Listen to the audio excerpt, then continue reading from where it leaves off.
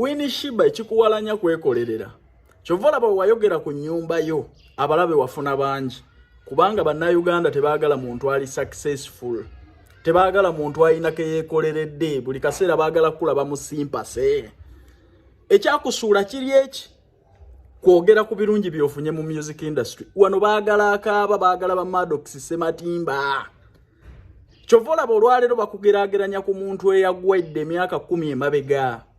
Bannayuganda mu bwongo bakimanyi bulungi nti musical Cindy talina kyakusinga. Ali talented ne music waakubawa.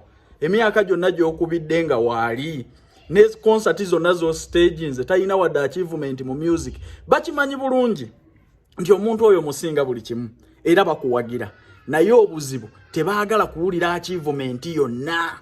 Kalakita yaffe tuwalana nnyo. Tuzimba nnyo emitima nga waliwo ayina kaakoze. Abo yeffe bannayuganda. Era ekyo kye kyakuba Sheba. Buli munnayuganda akulaba bubi kubanga tebaagala muntu yenna alina kyatadde ku mmeeza. Kyovula abakugeraageranya n'omuntu nga be yayimba nabo olwaleero bavuganya ku ntebe ya bukulembeze. Olwaleero ali mu baana bato be ya mentalinga nga be yawandiikiranga n'ennyimba mbw avuganya nabo mu mabaala.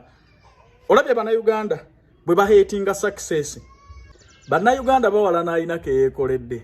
Era bakimanyi bulungi Cindy tayina waayinza kwenkanira Sheba mu buli kimu kyonna.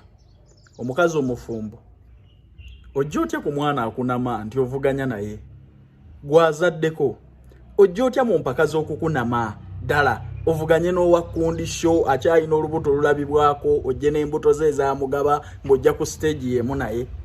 Bannayuganda babimanye bino nti Cindy ne Sheba toyinza bateeka mu kiseera eki naye olw'okuba nti balina hateful heart eri omuntu alina kye yeekoledde eri omuntu agenda mu maaso.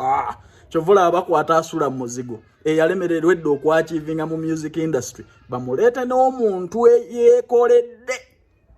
Bonna bakimanyi bulungi era kano kankayiseewo aba Star Fever Uganda Limited beetaaga abawala n'abalenzi ng'ova ku myaka 21 paka ku myaka 4 ng'osobola okukola ekkata mu ggwanga lya kata omulimu gwa kirina mugenda kuba mulongoosa mu mahoteri. Mu mahoteri salala ali $1.5 million. Gendayo kole interview, gendayo ne passport yo. Bw'oba tolina passport bajja kukolera ku passport osasula omaze kulaba ku visa.